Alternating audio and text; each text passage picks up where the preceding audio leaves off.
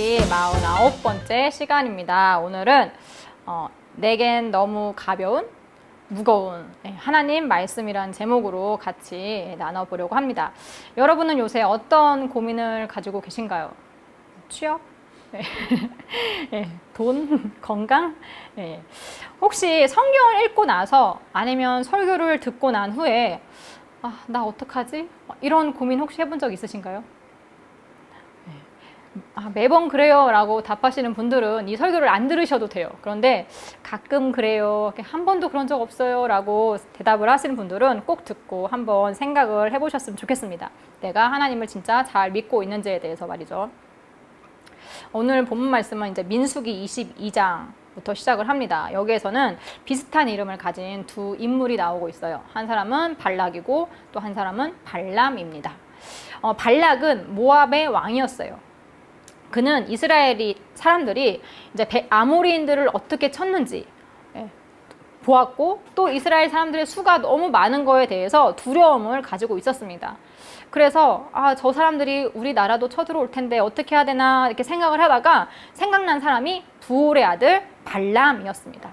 그가 선지자인지 아니면 점술가인지 확실치는 않지만 그 발람을 불러다가 이스라엘을 저주를 하면 혹시나 자기가 전쟁에서 승리를 할 수 있지 않을까라고 생각을 한 거죠. 그래서 모압의 장로들과 또 미디안의 장로들을 이렇게 불러다가 손에 복채를 잔뜩 쥐어주고 그 발람에게 보냅니다. 발람은 그들의 말을 듣고 처음에는 하나님의 뜻이 아니라면서 이제 거절을 해요. 그런데 두 번째 권유에는 이제 거절하지 않고 모압 왕 발락에게 갑니다. 가는 길에 발람이 탄 나귀가 여호와의 그 사자를 보고 그의 주인 발람의 목숨을 구하는 사건이 있었죠. 여호와의 사자는 발람의 가는 길이 사악함으로 이제 막으려고 왔다고 말을 하고 있어요. 발람의 마음을 누구보다 잘 아셨던 하나님의 경고가 아니었나 생각을 합니다. 발람은 발락의 이스라엘 저주 요청에 응하지 않게 되었죠. 오히려 4번이나 이스라엘을 축복하는 예언을 합니다. 그는 가령 발락이 그 집에 가득한 은금을 내게 줄지라도 나는 여호와의 말씀을 어기고 선악간에 내 마음대로 행하지 못하고 여호와께서 말씀하신 대로 말하리라 하지 아니하였나이까? 라고 발락에게 말을 합니다. 결국 발람은 자기 곳으로 돌아가고 발락도 자기의 길로 간다고 이제 이야기가 마무리되고 있어요. 그러면서 민수기 23장 23절에 야곱을 해야 할 점술도 없고 이스라엘을 해야 할 복술도 없도다 라고 이렇게 말씀하고 있죠. 그러니까 하나님의 백성은 저주하고 싶어도 할 수 없는, 오히려 하나님의 백성이 받을 그 복을 막을 수 없는 발락과 발람의 모습에서 우리는 통쾌함을 느낄 수밖에 없죠.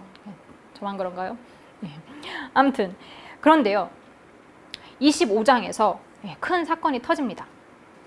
시딤에서 이스라엘 백성들이 모압의 여자들과 음행을 행합니다. 모압 여자들이 자신들의 신들에게 제사를 할 때 이스라엘 백성들을 초대해요. 백성들은 근데 그 초대에 응했을 뿐만이 아니라 그들의 신들에게 같이 절을 하고 바알보올에 가담합니다. 바알보올이란 말은 부올산의 바알이라는 뜻을 가지고 있어요. 그러니까 모압 사람들은 부올 산에다가 바알을 위한 제단을 쌓고 거기서 바알을 섬겼었어요. 하나님 입장에서 보면 참 답답한 게, 하나님은 부올산 꼭대기에서 발람을 통해서 이스라엘에게 축복의 말들을 해줬거든요. 그런데 이스라엘은 바로 그곳에서 하나님을 배신한 거죠.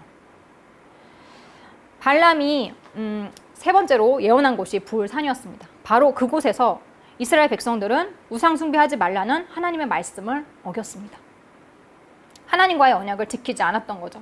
그 결과 당연히 하나님은 진노하셨고 이스라엘에게는 연병이 내려집니다. 그로 인해 이스라엘 백성 24,000명이 죽임을 당합니다. 후에 이 사건에 대해서 모세는 이렇게 말을 합니다. 신명기 4장 3절에서 4절 말씀에 여호와께서 바알보올의 일로 말미암아 행하신 바를 너희가 눈으로 보았거니와 바알보올을 따른 모든 사람을 너희의 하나님 여호와께서 너희 가운데에서 시키셨으되 오직 너희의 하나님 여호와께 붙어 떠나지 않은 너희는 오늘까지 다 생존하였느니라. 하나님은 이 사건으로 미디안인들을 대적해서 그들을 치라고 말씀을 하십니다. 그 이유는 민수기 25장 18절에 이는 그들이 속임수로 너희를 대적하되 부올의 일과 미디안 지휘관의 딸 곧 부올의 일로 연병이 일어난 날에 죽임을 당한 그들의 자매 고스비의 사건으로 너희를 유혹하였음이니라. 그래서 31장에 민수기 31장에 이제 미디안을 치러 가는 장면이 나옵니다. 이스라엘 백성들은 미디안의 5왕을 다 죽입니다. 그리고 그 전쟁 중에 부올의 아들 발람도 칼에 죽습니다. 발람이 갑자기 여기서 왜 나올까요? 집에 갔다고 아까 했는데, 그죠? 집이라고는 안 했지만 그가 거하는 곳에 갔다고 했는데, 그는 분명 자기가 있던 곳으로 갔다고 했는데 왜 미디안 사람들과 함께 있다가 거기서 죽임을 당했을까요? 31장 16절 보시면 보라, 이들이 발람의 꾀를 따라 이스라엘 자손을 부올의 사건에서 여호와 앞에 범죄하게 하여 여호와의 회중 가운데에 연병이 일어나게 하였느니라 라고 했습니다. 그 사이에 무슨 일이 있었는지 우리는 알지 못하지만 발람은 그 길로 자신의 임무를 끝내지 않았던 것 같아요. 그는 꾀를 냅니다. 이스라엘 백성들을 저주할 방법이 없자 그들이 자멸할 수 있는 방법을 모압과 미디안 사람들한테 알려준 거죠. 하나님의 말씀을 거역하게 만들어서 하나님으로부터 벌을 받도록 그렇게 계략을 한 거죠. 그의 계략은 성공을 했고 많은 이스라엘 백성들은 죽게 되었습니다. 발람은 사악한 길로 가지 말라는 하나님의 충고를 그냥 넘겼습니다. 그는 경제적인 이득을 위해서 아니면 그를 높여 존귀하게 해주겠다는 그 왕의 유혹에 넘어가서 사악의 길, 사악한 길, 즉 하나님께 불순종하는 그 길을 갔습니다. 베드로후서 2장 15절에서 16절은 그들이 바른 길을 떠나 미혹되어 부올의 아들 발람의 길을 따르는도다. 그는 불의의 삭을 사랑하다가 자기의 불법으로 말미암아 책망을 받되 말하지 못하는 나귀가 사람의 소리로 말하여 이 선지자의 미친 행동을 저지하였느니라. 베드로는 발람의 행위를 미친 행동이라고 표현을 하고 있어요. 죽을 길이었으니까 그렇겠죠. 결국 발람은 자신이 탐냈던 것들을 온전히 누려보지도 못하고 비참하게 죽음을 당하게 됩니다. 우리는 왜 하나님의 말씀을 가볍게 여길까요? 왜 무겁게, 중하게, 심각하게 받아들이지 못할까요? 하나님의 말씀은 전혀 가볍지 않습니다. 그분의 말씀은 영원히 사라지지 않는다고 했어요. 이사야 40장 8절에 풀은 마르고 꽃은 시드나 우리 하나님 말씀은 영영이 서리라 라고 했습니다. 하나님은 말씀하신 것을 반드시 지키시는 분이세요.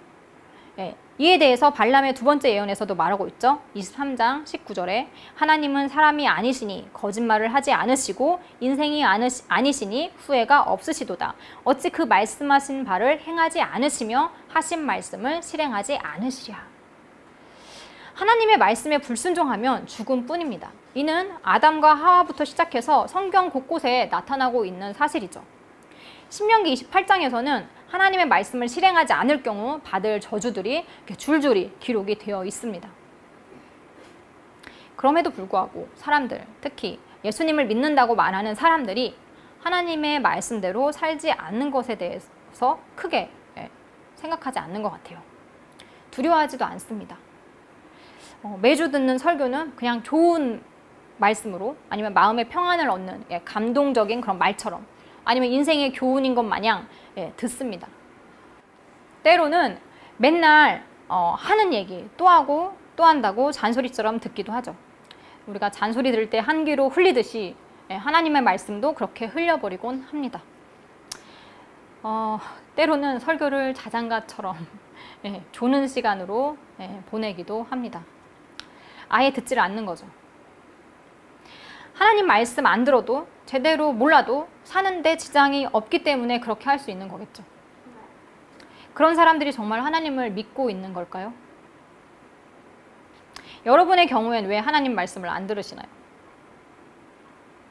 하나님의 말씀을 지킬 수 있음에도 귀찮거나 싫어서 지키지 않는 자신에게 왜 아무런 문제가 없다고 생각하시나요?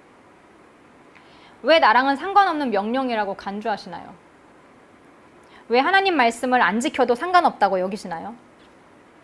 왜 하나님의 말씀을 가볍게 여기시나요? 우린 도대체 왜 그럴까요? 이스라엘 백성들도 발람도 하나님을 알았죠. 그분의 말씀도 들었습니다. 심지어 발람은 하나님의 뜻을 자기가 직접 대언을 했어요. 그럼에도 불구하고 하나님의 말씀을 중요하게 생각하지 않았습니다. 왜요? 현재의 즐거움을 위해서 현재의 나의 즐거움이 하나님의 말씀보다 더 중요했기 때문이죠. 그들에겐 하나님보다 중요한 것이 너무 많았습니다. 하나님의 말씀을 지키는 것보다 이 세상에서의 안락함을 택했습니다. 하나님의 말씀을 지키기보다 육적인 쾌락을 택했습니다. 우리 또한 육적인 쾌락이나 안락함을 위해서 하나님의 말씀을 모른 척 할 때가 많죠. 몰라서도 죄를 짓지만 알면서 짓는 죄들이 참 많습니다. 또 이스라엘 백성들은 자신의 처지가 어떤지에 대해서 정확하게 몰랐습니다. 그때 상황이 어땠죠? 그때는 이스라엘 백성들이 이제 막 하나님께서 약속하신 그 땅으로 들어가기 직전이었어요. 어느 때보다 더 정신을 바짝 차리고 전쟁을 준비해야 하는 때였습니다. 그들이 차지해야 할 땅이 눈앞에 있으니까 당연히 그랬겠죠. 당연히 적들도 그들 앞에 있었습니다. 가까이 있었어요. 모압 사람이나 미디안 사람들과 지금 어울려서 지낼 때가 아니었습니다. 그러나 이스라엘 백성들은 자신들의 적이 누군지도 제대로 파악하지 못하고 있죠. 그들에게 친절을 베푸는 이들이 어떤 올무를 놓고 그들을 그렇게 끌어들였는지 알아채지도 못하고 있습니다. 상황 파악을 잘 못하고 있는 거죠. 우리 또한 상황 파악을 잘 못할 때가 많죠. 영적인 전쟁에서 어느 편에 서야 될지 갈팡질팡할 때가 많습니다. 여기가 하나님의 뜻인지 저기가 하나님의 뜻인지. 그리고 또 하나님이 누구신지 어떤 분이신지 제대로 알지 못한 것이 이들에게 이런 죄를 지게 했죠. 하나님의 말씀이 실제로 이루어질 거라고 그들은 실감을 하지 못했어요. 이미 광야에서 여러 사건들을 통해서 하나님이 어떤 분이신지 들었고 또 눈으로 목격했음에도 불구하고 자신이 그 저주의 대상이 될 거라고는 생각하지 않았습니다. 그래서 안일하게 모든 일들을 대처했겠죠. 모든 일들에 이 정도쯤이야. 별로 큰 죄가 아니라고 생각을 했을 겁니다. 남이 저지른 죄는 커 보이고 내가 저지른 죄는 작아 보이죠. 남이 하면 불륜, 내가 하면 로맨스 라는 말이 딱 맞아 떨어지죠. 그리고 또 무엇보다 그들은 하나님을 두려워하지 않았습니다. 하나님께 불순종하는 그 죄가 얼마나 큰지, 그 죄의 결과가 어떨지 심각하게 생각하지 않았습니다. 자신은 구원의 대상이지 결코 심판의 대상이 되지 않을 테니까 상관없다. 여기서 그랬을까요? 하나님의 백성이라는 타이틀이 너무 안전하게 느껴져서 그랬을까요? 여러분도 교회 안에 있는 것만으로 안전하다고 그렇게 생각하시나요? 주일마다 교회에만 나오면 평상시에 어떤 죄를 져도 상관없다고 여기고 계시나요? 또 발람의 경우 같은 경우는 여호와의 사자에 의해서 이미 한번 죽을 뻔했어요. 그럼에도 하나님의 백성들이 죄를 짓도록 유도하는데 두려움이 없었나 봅니다. 그 무서운 순간을 잊어버린 거죠. 자기가 죽을 뻔한 그 순간. 우리 또한 너무나 쉽게 잊어버립니다. 하나님의 은혜도 또 하나님의 그 말씀도 금방 잊어버리곤 합니다. 그렇기 때문에 하나님의 말씀을 우리는 날마다 묵상해야 하고 또 마음판에 새겨야 한다고 말을 하는 거죠. 우리가 너무 쉽게 잘 잊어버리기 때문이죠.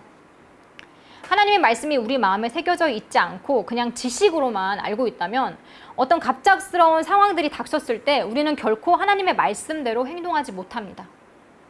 자신의 뜻대로 결정하고 행동하죠. 그 일이 다 끝난 후에야 하나님께 기도하는 거 까먹었네? 이럴 때가 많잖아요. 마지막으로 하나님의 말씀에 반한 대표적인 인물 중 하나가 시므리라는 사람이 나오는데 그는 시므온인의 조상의 가문 중 한 지도자였습니다. 네, 지도자였어요. 하나님의 말씀을 누구보다 더 열심히 지키는 데 앞장서야 하는 그 지도자가 오히려 하나님 말씀에 반하는 데 앞장섰습니다. 그는 미디안의 고스비라는 여인을 이스라엘의 진영, 자신의 막사까지 데리고 들어옵니다. 결국 시므리와 고스비는 아론의 손자 엘리아살의 아들 비나스에 의해서 수치스러운 죽임을 당하게 됩니다. 그들을 죽이자마자 이스라엘 가운데 있는 연병이 그쳤다고 이렇게 말씀하고 있어요. 지도자는 많은 사람들이 뒤따르는 자리입니다. 영향력이 큰 인물이죠. 그렇기 때문에 더욱 조심해야 하는 위치에 있는 자입니다. 우리 교회 안에도 여러 지도자분들이 계시죠. 더욱 하나님의 말씀에 순종하는 모습을 보이시길 바랍니다. 자, 하나님의 말씀에 순종하느냐, 또 불순종하느냐, 이거는요, 선생님이나 부모님 그 말씀 안 듣고 몇 대 맞고 끝나는 그런 수준이 아니에요. 구원이냐 심판이냐를 결정짓는 아주 중요한 것입니다. 우리의 영이 사느냐 죽느냐를 결정하는 것이에요. 자, 여러분의 목숨이 가볍나요? 별로 중요하지 않나요? 아니죠.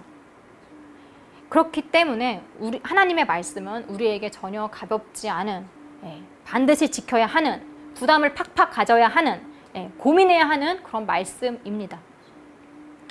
신명기 28장 2절에 내가 내 하나님 여호와의 말씀을 청종하면 이 모든 복이 내게 임하며 내게 이르리니. 하나님의 말씀대로 살아서 모든 복을 받는 여러분 모두가 되기를 소망합니다. 말씀 마치겠습니다.